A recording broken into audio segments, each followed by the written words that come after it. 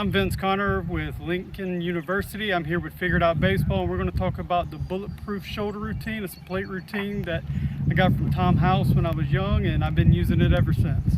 So in this exercise, we're going to use a variety of different weights. For older guys, high school to college age, we're only using 2.5 pound plates to 5 pound plates max. For younger guys, 9 to 10 year olds, 11-year-olds, guys that aren't really developed, they're thin, we may want to get like some 2-pound dumbbells, some 1.5-pound dumbbells, something really light. We want to activate the thin fibers in the shoulder, the rotator cuff, the labrum. We really want to strengthen that part. Once you go over, as an older guy, over about 5 pounds, into that 8 to 10 pound range, you're going to activate the larger muscles around it, and you're not going to work the areas that we're really trying to target. This is a 4 exercise routine. I've got 3 others that we do inside. It's only about 2 days a week that we do those. This is something we'll do 5-6 days a week with our band routine. We're going to use Jaeger bands every day. Once we're done with that, we're going to activate using the plates. We've got the first exercise we're going to start with is going to be front raises. We're going to start with our hands on our thighs. Thighs are going to be about shoulder width apart. We're just going to reach straight up. We're not going above our shoulders. We're literally just going straight up to our shoulders and back down. We're going to have a good tempo, about a 2 to 3 second up and down. And so we want to do 1 set of 10 on those. We'll turn around and go to the side. We'll do side raises. And again, we don't want to fly away. We want to be basically out to a T. We want to come out on a side raise. And again, we're going to do 1 set of 10 on these. And again, we want to have a 2 to 3 second tempo up and down. All right. Final exercise, standing, is going to be rainbows, and rainbows are really, really simple. There are 2 ways you can do this. All right. So I'm going to show you the modified version first, and then I'm going to show you the full version second. So you're going to come up to your chest, you're going to flip, and you're going to press. This is our modified version. We're literally going to keep that 2 to 3 second tempo, and we're going to just reverse the order. Okay.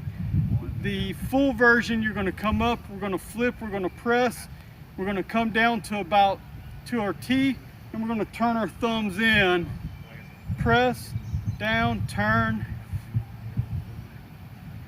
Okay, and we just want to keep a good tempo, and for all of these, we're doing a 1 to 10 ratio, 1 set, 10 reps, unless we're doing it in the off season, and we're going to go down on days. Instead of 5 to 6, we'll go down to 3 days a week, and we'll do 3 sets of 10 instead. In daily shoulder care, when we're doing the plate routine, if you're having some residual soreness, you've thrown the day before, that should be your day off. But if you're still holding soreness in your scaps and your shoulders and your rotator cuff, you can actually perform those movements with nothing in your hand. You can use it with anything that gives you some resistance, but for the most part, you're going to work a little bit. Guys that are really, really small and they're struggling to hold up, to 2 pounds, find something that gives them some resistance, find something with a little bit of weight, perform the movements. The movements are really the most important part, and making sure that on the back side that we're really trying to activate our scaps a little bit, trying to make sure we hold some tension in the back side so we can actually activate everything that we're working on. Final of the plate routine is lying external rotations. You're actually going to use just a single plate. If you're using 5s, use 5s. If you're using 2.5s, just use 2.5. I generally only tell guys that you have to use your throwing side. If you want to do both sides, you're more than welcome to, but I literally just focus on the throwing side with the lying ERs. You're going to lie on your hip, on your forearm. You want to cross your leg over. Your ankle should be right in front of your knee. Elbows in your hip, and you really are just up and down. And again, that 2 to 3 second window. You want to go all the way back. You shouldn't see people flying off. Okay, elbows should stay grounded. Notice how I'm holding the plate. Again, we really just want to have a good tempo. We want to try and hold a little bit of tension on the back side as we do this. And we're just going to work. And so that's literally lying ER rotations. And this is a really simple program. I've been doing it for a long time, and it's really helped a lot of guys stay healthy, especially in the shoulder area, and avoid injuries. The other thing with using the 2.5 to 5 pound plates that you always want to be cognizant of, especially with college age or high school age kids or bigger kids in general, they want to grab 10s, they want to grab 25s. They're like, man, I can do this.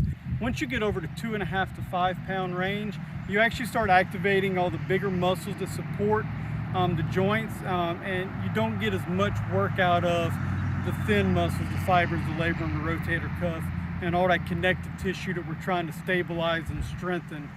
So you really want to make sure you stay away from using anything over a 5 pound plate or a dumbbell, simply because we don't want to activate any of the support muscles. We would just want to stay involved with just the real thin stuff that we're trying to actually strengthen, because for most guys, shoulder injuries are something that you really don't come back from very well as a baseball player. So we don't want to give any reason to hurt ourselves trying to function in these small movements that we're working in these small windows. I'm Vince Connor from Lincoln University. I'm here with Figure It Out Baseball. We just talked about our plate routine. Check out my next video. It's going to be the bucket drill, and that's going to be a really helpful drill for anybody working with balance issues.